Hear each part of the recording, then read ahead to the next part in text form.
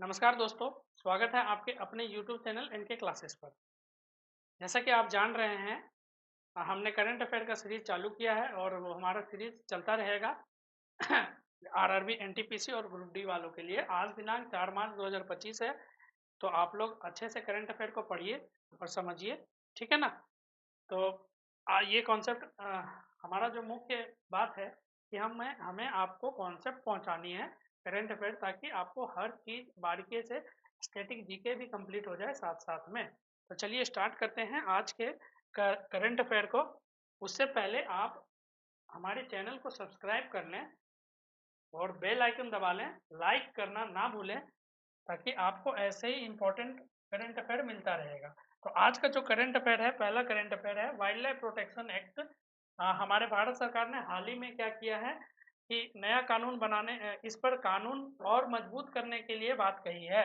तो कानून संशोधित करने के बाद कही, तो जानते हैं कि हम लोग ये वाइल्ड लाइफ प्रोटेक्शन एक्ट होता क्या है, वन्य जीव संरक्षण अधिनियम होता क्या है, वो हम लोग जानते हैं।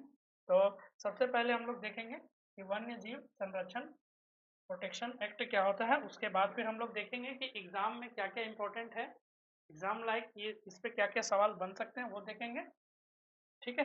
तो चलिए स्टार्ट करते हैं। वाइल्ड लाइफ प्रोटेक्शन एक्ट,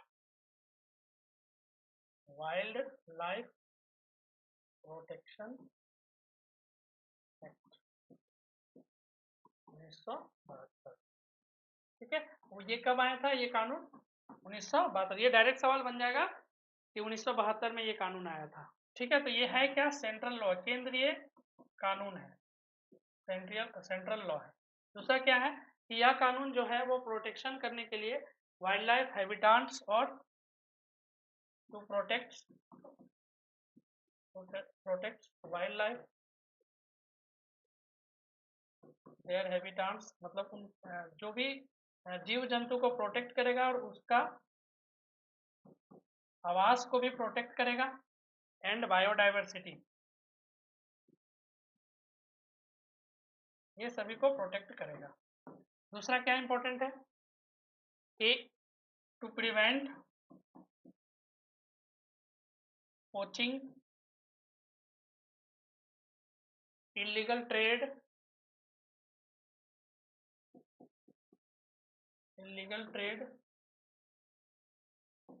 और एक्सप्लॉयटेशन,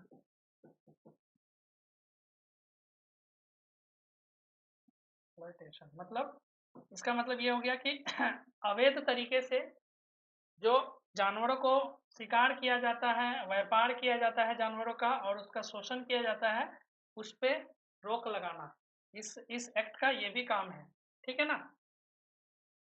और क्या काम है कि नेचुरल और सॉरी नेशनल पार्क और वाइल्ड लाइफ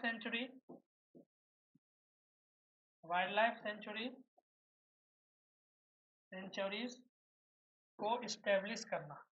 क्या काम है? स्थापित करना, इस्टेब्लिश करना, ये काम है, ठीक है। और क्या काम है? क्लासिफाई प्रोटेक्टेड स्पीसीज, मतलब जितने तरह के जीव जंतु है उसको क्लासिफाई करता है। इसमें और भी इसका इम्पोर्टेंट ये है कि यहाँ हम लोग इसका शेड्यूल देख लेते हैं कि किस अनुसूची में क्या लिखा हुआ है, वाइल्ड लाइफ प्रोटेक्शन एक्ट का किस अनुसूची में क्या लिखा हुआ है, वो हम लोग देख लेते हैं। ये हमने वाइल्ड लाइफ प्रोटेक्शन एक्ट को पढ़ा, ठीक है। इस अनुसूची में क्या लिखा हुआ है ये देख लेते हैं।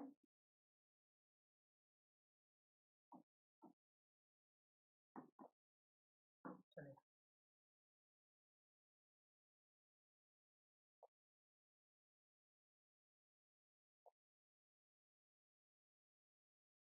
पहला शेड्यूल अनुसूची में क्या लिखा हुआ है ये देखते हैं। फर्स्ट एंड सेकेंड अनुसूची में क्या लिखा हुआ है? पहला और दूसरा अनुसूची में लिखा हुआ है कि जो हाईएस्ट प्रोटेक्शन के एनिमल हैं उस पर ज़्यादा ध्यान देना। हाईएस्ट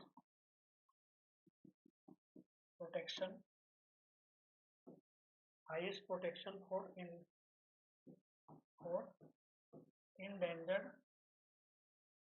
स्पीसीज, मतलब जो एनिमल डेंजर में है उसको, जैसे जिसकी संख्या विलुप्त हो रही है उसका, उस पर ज़्यादा ध्यान देना। ठीक है, थर्ड और फोर्थ में क्या लिखा हुआ है? थर्ड और फोर्थ में क्या लिखा हुआ है? Protected but lower priority species. इसका एग्जांपल क्या होगा? जैसे लायन, टाइगर, गेंडा, राइनोस, है ना, ये सब। इसमें क्या है? इस थर्ड और फोर्थ में क्या लिखा गया है कि protected but lower priority species, protected but lower priority species. ठीक है, मतलब वैसे स्पीसीज को प्रोटेक्ट करना जो लोअर प्रायोरिटी वाला है, मतलब नीचे वाले हैं, मतलब उतना भी इम्पोर्टेंट नहीं है, उन सबको भी प्रोटेक्ट करना है, ताकि बैलेंस, हमारा इकोसिस्टम का बैलेंस बना हुआ रहे। ठीक है ना। और शेड्यूल 5 में क्या लिखा हुआ है कि हार्मफुल एनिमल प्रोटेक्टेड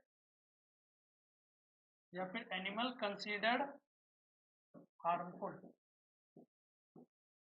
मतलब वैसे एनिमल जो क्षति पहुंचा सकते हैं उस प्रोटेक्टेड, कहाँ लिखा हुआ है? शेड्यूल 5 में लिखा हुआ है। ठीक है, और शेड्यूल 6 में कि प्रोटेक्टेड प्लांट स्पीसीज,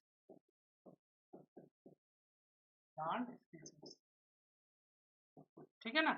तो शेड्यूल 6 में क्या लिखा हुआ है? Protected plant species.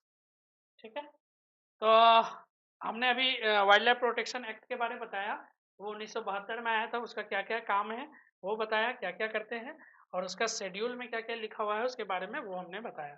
ठीक है, तो एग्जाम के पर्सपेक्टिव से क्या इंपॉर्टेंट है वो हम देख लेंगे अभी। एग्जाम के पर्सपेक्टिव से आपको क्या याद रखना है?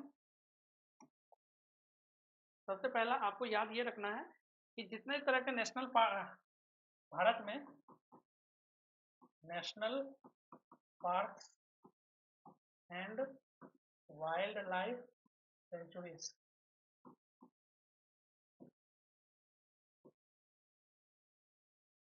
इन इंडिया, सबका लिस्ट आपको तैयार करना है। ये डायरेक्ट क्वेश्चन आपके एग्जाम में बन जाते हैं। ठीक है ना, तो ये चीज आपको ध्यान देना है, नेशनल पार्क और वाइल्ड लाइफ। अब यहाँ दूसरा इसका सवाल क्या हो सकता है? सवाल, ये सवाल देखते हैं। When was the wild life protection act implemented? कब किया गया था भारत में हमारा वाइल्ड लाइफ प्रोटेक्शन एक्ट? तो वो 1972 में किया गया था। ठीक है, तो चलिए नेक्स्ट हम लोग आते हैं। भारत में कोयला उत्पादन के बारे में न्यूज में आया है, क्या न्यूज में आया है कि हमारे जो भारत सरकार है वो कोयला उत्पादन को बढ़ाने के लिए खदान की नीलामी की है। खदान जो है, खदानों को नीलाम किया गया है, यही हमारा न्यूज में है। और हम लोग जानते हैं कि झारखंड, उड़ीसा और छत्तीसगढ़ जो है वो मेजर कोल प्रोड्यूसिंग स्टेट्स है, प्रमुख कोयला उत्पादक स्टेट है।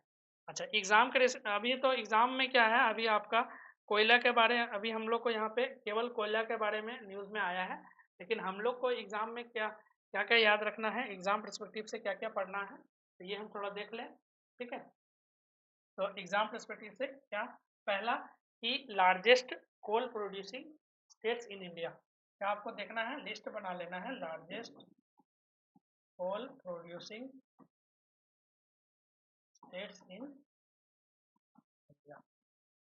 ठीक है, ये आपका लिस्ट तैयार कर लेना है, largest coal producing states in India, exam के लिए बहुत इंपॉर्टेंट है। अगर आप नहीं तैयार कर पाते हैं तो आप हमारे व्हाट्सएप या टेलीग्राम पे हमें मैसेज करें, हमारे व्हाट्सएप टेलीग्राम डिस्क्रिप्शन में दिया हुआ है, उससे हमारे चैनल में ज्वाइन हो जाइए और सबका पीडीएफ आप हमसे ले सकते हैं। और उससे पहले अपने दोस्तों के शेयर करिएगा, चैनल को सब्सक्राइब करिएगा। ठीक है, और भी क्या इंपॉर्टेंट है, जितना mineral resource and distribution, mineral सिर्फ कोयला के बारे में ही नहीं, और भी मिनरल रिसोर्सेस थोड़ा पढ़ लेंगे, एंड इट्स डिस्ट्रीब्यूशन।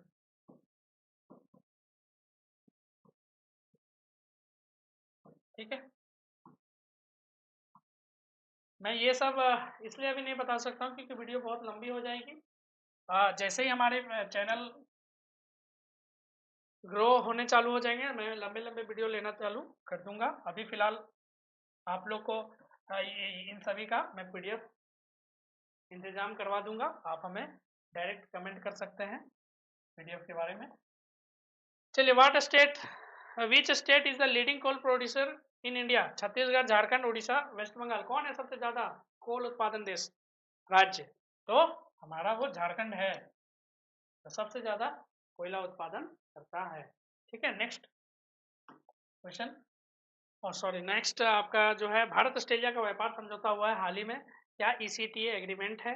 वो क्या है थोड़ा देख लें। ईसीटी एग्रीमेंट जो है वो वैसा एग्रीमेंट है जो व्यापार और निवेश को बढ़ावा देगा, व्यापार और निवेश को बढ़ावा देगा। तो क्या क्या क्वेश्चन बन सकता है ईसीटीए पे?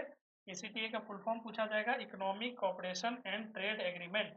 Economic cooperation and trade agreement, और इसका काम क्या है? To boost trade and investment. और यहाँ पे सवाल क्या क्या हो सकता है कि ईसीटीए क्या है, ईसीटीए किन दो देशों के बीच में है, ठीक है ना, ये सब सवाल बन सकता है। और हमें एग्जाम पर्सपेक्टिव से और भी एक्स्ट्रा क्या देखना है, और भी एक्स्ट्रा ये देखना है, क्या देखना है कि जितना भी इंडिया का फॉरेन ट्रेड पॉलिसी है वो हमें देखना है एग्जाम में। इंडिया फॉरेन ट्रेड पॉलिसी, ये पूरा कर लेंगे तो ये स्टैटिक जीके है तो हमारा कवर हो जाएंगे, है ना। और भी क्या है, मेजर ट्रेड एग्रीमेंट,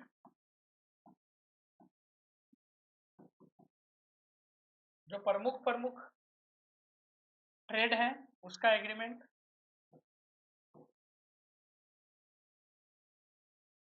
और इसका इम्पैक्ट, इट्स इम्पैक्ट भारत के संदर्भ में।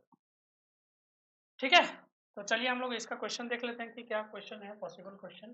क्वेश्चन ये है कि what is the primary object of India Australia ECTA? तो क्या है कि इंडिया ऑस्ट्रेलिया का स्ट्रेंथिंग मिलिट्री कॉपरेशन, या इनहांसिंग बायलैटरल ट्रेड, या प्रमोटिंग कल्चरल एक्सचेंज, या बूस्टिंग स्पेस रिसर्च। अभी हमने बताया ये ऑप्शन सैन्य सहयोग को मजबूत करना, द्विपक्षीय व्यापार को बढ़ावा देना, सांस्कृतिक आदान प्रदान प्रोत्साहित करना, अंतरिक्ष अनुसंधान को बढ़ावा देना। तो अंतरिक्ष वाला नहीं था, है ना, सैन्य वाला भी नहीं था, और ये भी सांस्कृतिक आदान प्रदान भी नहीं था। तो कौन था? द्विपक्षीय बायलैटरल ट्रेड। तो बायलैटरल ट्रेड उसको बोलते हैं जब दो देशों के बीच में ट्रेड होता है, उस ट्रेड को हम लोग बायलैटरल ट्रेड बोलते हैं। ठीक है, ध्यान में रखें। चलिए नेक्स्ट हम लोग, नासा ने हाल ही में क्या किया है? स्पेरेक्स मिशन लॉन्च किया है, और स्पेरेक्स मिशन का काम क्या है कि ब्रह्मांड की उत्पत्ति का अध्ययन करना। क्या काम है? जो ब्रह्मांड की उत्पत्ति का अध्ययन करना, study the origin of the universe के बारे में, कि यूनिवर्स कहाँ से स्टार्ट हुआ है, कैसे यूनिवर्स बना हुआ है, इसके बारे में स्टडी करेगा। कौन करेगा? स्पेरेक्स करेगा। किसने लॉन्च किया है? नासा ने किया है। तो सवाल क्या क्या बन सकता है कि स्पेरेक्स का डायरेक्टली फुल फॉर्म आ जाएगा, तो जो फुल फॉर्म है spectrophotometer for the history of the universe, epoch of reionization and ices explorer, ये इसका फुल फॉर्म है। किसने लॉन्च किया है? नासा ने। किसने लॉन्च किया है? नासा ने। ठीक है, तो हम लोग को एग्जाम परस्पेक्टिव से और भी एक्स्ट्रा क्या पढ़ना है, हमको और भी एक्स्ट्रा पढ़ना है। आपको क्या पढ़ना है थोड़ा मैं बता दूं। नासा और इसरो का जो भी मिशन है वो पढ़ लीजिएगा, वो बहुत इंपॉर्टेंट है। और स्पेस टेक्नोलॉजी एंड रिसर्च पढ़ लीजिएगा, स्पेस टेक्नोलॉजी एंड रिसर्च पढ़ लीजिएगा। ठीक है, नासा एंड इसरो का मिशन पढ़ लीजिएगा। ठीक है, अगर पीडीएफ की जरूरत पड़े तो बिना हिचकिचाए आप हमें कांटेक्ट कर सकते हैं, आपको पीडीएफ में व्यवस्था करवा दूंगा। ये एग्जाम रेलिवेंस में आप एक्स्ट्रा पढ़ लीजिएगा। बहुत ही जल्दी में सारे टॉपिक भी कवर हो जाएंगे। ऐसे अगर आप पढ़ोगे तो आपकी करंट अफेयर के साथ साथ आपकी बेसिक भी स्ट्रांग होता चला जाएगा। तो ध्यान से पढ़िएगा। चलिए नेक्स्ट हम लोग क्वेश्चन देखते हैं। What is the purpose of NASA SpaceX? क्या है नासा स्पेसएक्स का purpose? To study the origin of the universe.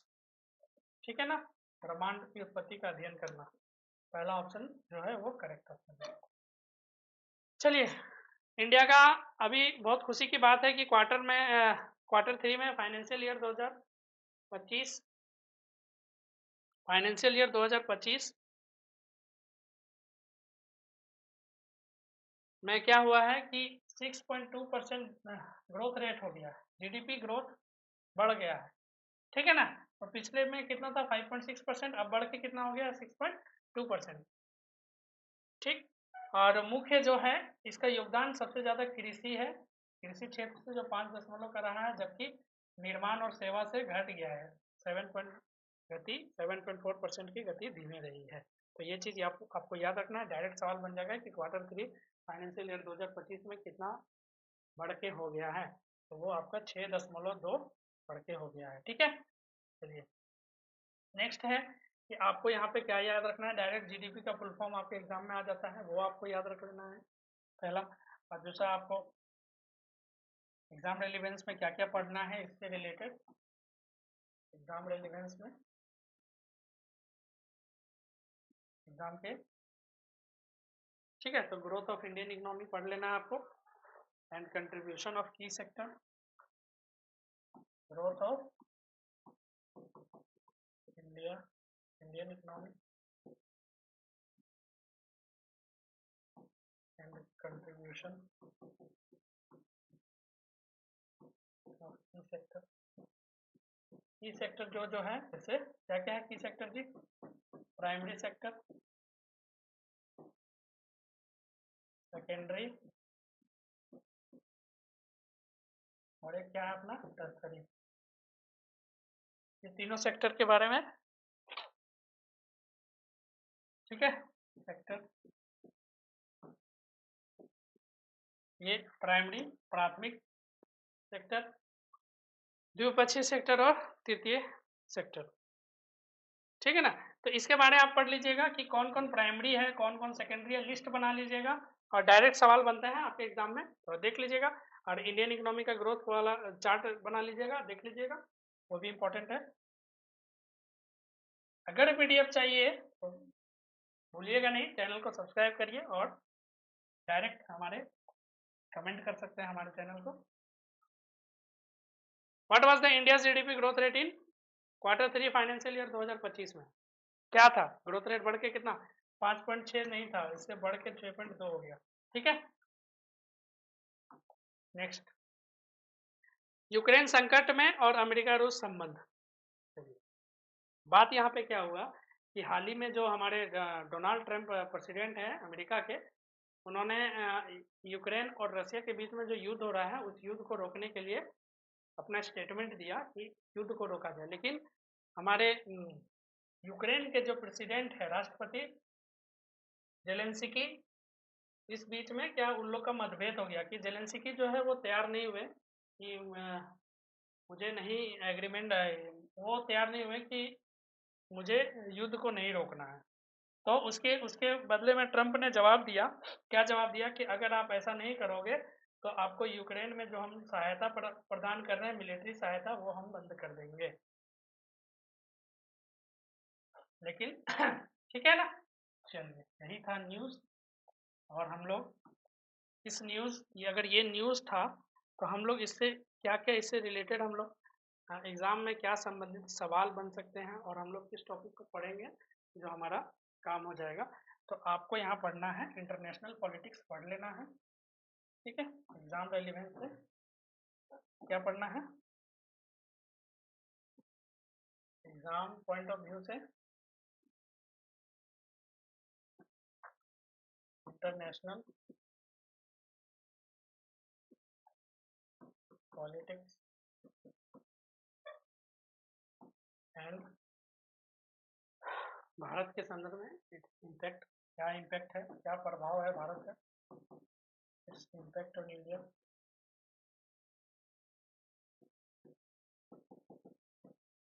ठीक है। दूसरा है नाटो के बारे में पढ़ लीजिएगा। नाटो क्या है? एक north Atlantic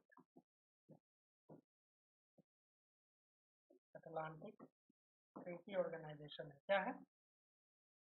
treaty organisation. Full form तो हमने बता दिया। और नाटो है क्या, इसका क्या है, इसके कितने मेंबर हैं, वो सब आप पढ़ लीजिएगा। ठीक है। यूएस, उसके साथ साथ यूएस फॉरेन पॉलिसी भी पढ़ लीजिएगा। अमेरिका जितना भी पॉलिसी है भारत के साथ वो पढ़ लीजिएगा, बहुत इंपॉर्टेंट है। चलिए नेक्स्ट सवाल क्या बन सकता है देखते हैं। Which country is reconsidered its military aid to Ukraine? और किसने किया था? यूनाइटेड स्टेट ने किया। ठीक है ना। भारत ऑस्ट्रेलिया संबंध में, इंडिया ऑस्ट्रेलिया के संबंध में क्या भारत ऑस्ट्रेलिया मित्रानुदान प्रोग्राम है जो हाल ही में 22 करोड़ का निवेश किया गया है। ठीक है। कितना करोड़ का निवेश किया गया है? 22 करोड़ का। और ये जो निवेश किया है इसका उद्देश्य क्या है कि वहाँ के भारतीय प्रवासी जो है ऑस्ट्रेलिया में, उसके लिए और ऑस्ट्रेलिया के व्यापारी को के संबंध को मजबूत करना है। मतलब जो वहाँ पे ऑस्ट्रेलिया में जो व्यापार लोग हैं, जो बिजनेसमैन लोग हैं, और आपके भारत के जो वहाँ पे लोग वहाँ पे रह रहे हैं, उसके बीच में हम लोग को क्या करना है? मजबूत संबंध बनाना है। उसके लिए भारत और ऑस्ट्रेलिया दोनों ने 22 करोड़ रुपया का निवेश किया है। तो यही है इसका एम कि strengthen ties between Indian migrant Australia trade relation. तो एग्जाम के पर्सपेक्टिव में हमें क्या पढ़ना पड़ेगा, जो और भी एक्स्ट्रा जो हमारे दिमाग में रखना है यार, तो वो है कि इंडिया का जो ट्रेड पार्टनर है, इंडिया जो प्रमुख ट्रेड पार्टनर है, इंपॉर्टेंट ट्रेड पार्टनर, इंडिया की ट्रेड पार्टनर, इसके बारे में लिस्ट बना लेना है तो जो उच्च स्तर वाले हैं। और तीसरा international cooperation and trade agreement, international cooperation and trade agreement. ठीक है, ये पढ़ लेना है आपको एग्जाम के पर्सपेक्टिव से। अंतर्राष्ट्रीय सहयोग और व्यापार समझौता। ठीक है। चलिए, तो यहाँ पे आपका क्या इसका सवाल इससे क्या बन सकता है कि what is the primary object of the India Australia मैत्री ग्रांट प्रोग्राम? क्या प्राइमरी ऑब्जेक्टिव था? कि वहाँ के लोगों को सपोर्ट करना, इंडियन माइग्रेंट्स को, और रिसर्च कोलैबोरेशन, सहयोग का समर्थन करना। तो तीसरा नंबर वो करेक्ट ऑप्शन है। तो दोस्तों, आज के करंट अफेयर में इंपॉर्टेंट पार्ट्स की जितने पॉइंट थे, जितने भी करंट अफेयर थे, वो हमने डिस्कस किया आपके साथ विद स्टैटिक के साथ। और हमने कुछ आपके लिए वर्क दिया है। ये वर्क दिया है कि हर बार कौन से एग्जाम में कैसे सवाल पूछे जाएंगे, ये हमने बताया है। उसके बारे में आप पढ़ लीजिएगा, उसका थ्योरी बना लीजिएगा। ठीक है। तो मिलते हैं अगले वीडियो में। जाते जाते हम लोग को एक चीज़ नहीं भूलना है जो बहुत ही इंपॉर्टेंट है, चैनल को सब्सक्राइब करना है, लाइक करना है और बेल आइकन दबाना है। कमेंट करने बिल्कुल ना भूलिएगा, क्योंकि कमेंट से ही पता चलेगा कि आप कितने इंगेज हैं। तो लेट्स आज के लिए इतना ही। Thank you.